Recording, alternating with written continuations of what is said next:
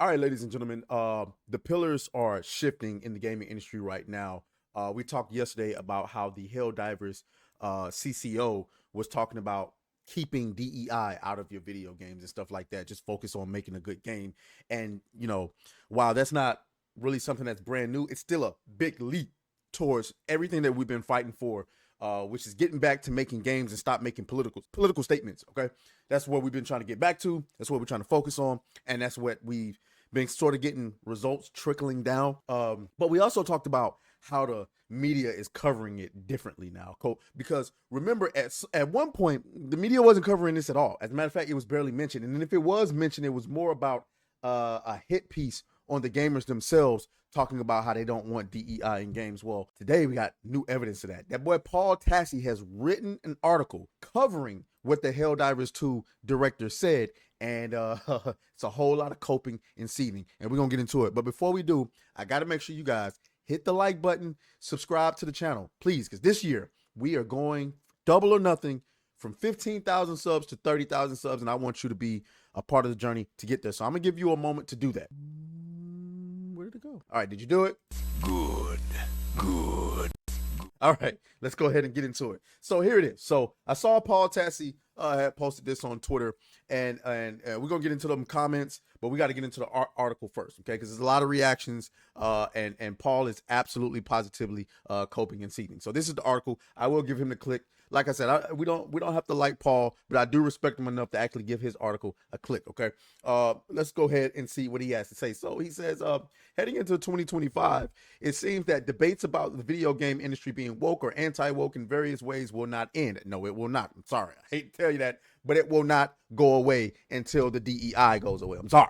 I know that upsets you, but it is what it is. You got to find a way to continue, Paul Tassi. Okay, and it may get amplified from here.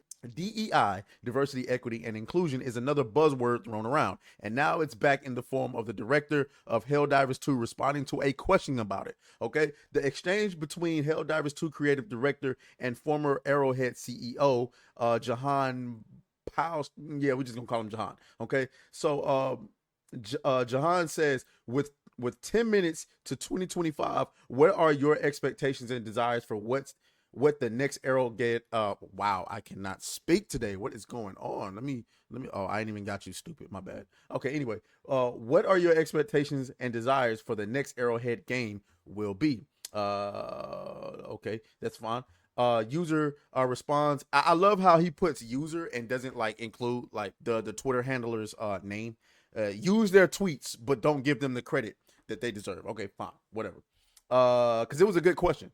And then Jahan responds, if it doesn't add to the game experience, it detracts, and games should be a pure pursuit of amazing moments. Now, I agree with that, of course. You can one could argue that making a political statement can lead to some great moments in games, which I agree. It can make great moments in all art, but the way that the current industry is handling it is the wrong way. I'm sorry. When you got an industry full of activists who only want to make political statements one way, it's obvious what you're doing, and nobody's going to be on board with it. Let's continue. Okay. The user says, how would DEI have benefited Helldivers 2? Jahan responds, I don't like labels, but mankind is united in its extreme xenophobia on Super Earth inclusion, so maybe that's DEI. I really don't care. Make good games, don't make a contemporary political statement. In 2024, Helldivers 2 was held up as an example of a game being not woke, as it was just about soldiers killing bugs, but as Jahan says, there is of course an undercurrent of extreme xenophobia, echoing the sci-fi parable that inspired it in Starship Troopers. So I think this is, you guys clearly and continuously misunderstand the entire point. Okay, DEI is not about whether your game or your movie or your whatever has political themes in it. Okay, it's about the political statement being made. It's about Helldivers. Sure, there's xenophobia, yeah, but there's no lecture on why xenophobia is either good or bad. It's just, hey, this is a theme in our game, and this is what it's about. We're not lecturing to you. We're not telling you what you should like and what you shouldn't like. It's a theme, okay? That's the most important thing about it. It's an actual theme. Let's go, okay? he continues, in terms of diversity and inclusion, that's just not really a thing in Helldivers 2 in the sense that there are male Helldivers and female Helldivers and everyone's just wearing helmets anyway. The story is kill things trying to attack Super Earth. Okay, on the left, no one was ever accusing Helldivers 2 of being anti-progressive, namely focusing on the fact that it was actually very political, with that message focused on xenophobia and government lying to its people under the guise of patriotism, which would technically be a contemporary political statement. Sorry, I'm gonna go ahead and call cap on that one, okay? That is absolute strong levels of cap. It's not making a political statement at all. That's the entire point.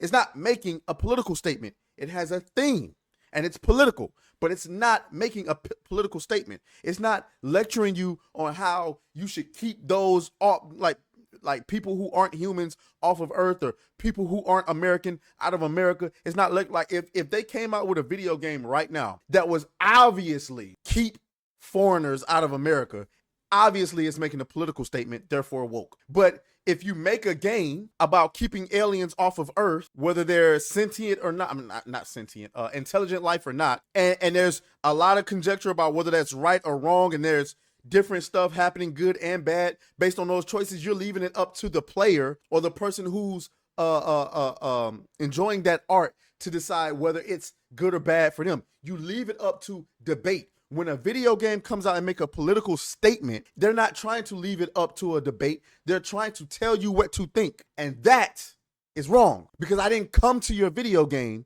to be told what to think, how to move, how I should behave, any of that shit.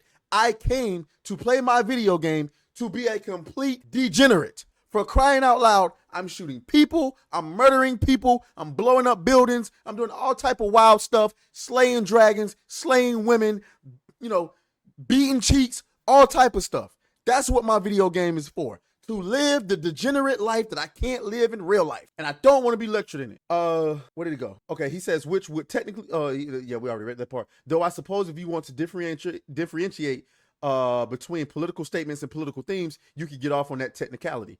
There are room for all types of games. No one is demanding Helldivers 2 comment on racial justice or LGBTQ issues, but to say don't make games relevant to the current political moment is a bit odd, to be sure. But of course, they should ideally be good games if so. Okay, and that's what he had to say about that. Listen, again, you can make games with political themes, but when you're lecturing people, when you're obviously biased one way or another, that's when it becomes a problem, okay? I don't want a game, right, from Elon Musk that's lecturing to me how we should be protecting free speech. Bitch, I know that. We need free speech. I don't need a game telling me we need free speech. But if you make a game where it has political undertones, where there's people trying to fight for their right to say what they want, and then others are trying to fight for censorship, and then there's like political conjecture on each side, where each side has a point, and the game makes the narrative to where it's not really obvious which way the developers lean. They leave it up for interpretation. That's how you do that. That's how you do it. Not fucking lecturing me, okay? It is what it is. You know what I'm saying? And ultimately, Paul Tassi is coping and seething. You know, he wants to insinuate that they're hypocritical, but you know, I firmly disagree. Now let's get into some of these reactions. Okay, this first person says, let me zoom in a little bit so y'all can see that. This first person says, is Helldivers 2 not making a contemporary political statement with its satirical portrayal of fascism? You just can't make this stuff up. God damn it! You can't make this shit up. You just cannot make it up. Okay, what are you talking about? What are you talking about? Well, no, I get what you're talking about, but no. Again, you guys to know the difference between making a political statement and a political theme, okay? Thunderdome says he has a point. Make a good game that gamers want to play. Sexualize the characters. Gaming is supposed to remove us from the real world. Stop pandering. Make it fun. Bring back gaming from the 90s when it was fun and all about gaming. It's not that hard. Only part of this I disagree with is sexualize the characters. No, you can't force them to sexualize the characters. Now, make attractive players that we want. Wow. Make attractive character models that we want to play. Yes, but don't we don't need every game to be a goddamn, you know what I'm saying? Like, I'm not trying to be like Goonergate here, but like, let's be real now. We don't need every game to be like that. Anyway, let's continue. This one says he has a point. Games should avoid making contemporary political statements as seen with Destiny 2 over the years. How has that worked out? The player count is at an all-time low. I would argue that there's probably more reasons for Destiny 2 suffering right now. The game is a satirical play on fascism that draws inspirations from Starship Troopers. A movie that checks notes is a satirical dramatization of fascism. These motherfuckers, these niggas in the words fascism. If you don't, let's go look up the word. Let's go look up the word fascism really quick, because I'm about tired. I'm about tired of it. Fascism, a populist political philosophy, movement, or regime such as that of the fascisti, whatever that shit is, that exalts nation and often race above the individual that is associated with a centralized autocratic government headed by a dictatorial leader, and that is characterized by severe economic and social regimentation and by forcible suppression of opposition. So in other words, niggas is wrongfully applying the word fascism onto anybody they don't like. Because in what way were they fascist in that? Because here's the thing, in order to be called a fascist, you have to meet all requirements of the definition. Where's the dictatorship? Okay? Where's the race above all? Like, motherfuckers call Donald Trump a fascist. At what point has he made it clear that it's white people above all? He's not a dictator. He can't be. Where's the severe economical and social regimentation and force of suppression of the opposition? Yeah, you just can't make this stuff up. You just can't make it up. Anyway, y'all let me know what y'all think down in the comments. As always, may the grift be with you. Make sure y'all like and subscribe to the channel on your way out. I'll talk to y'all later. Oh, fuck you, fuck you.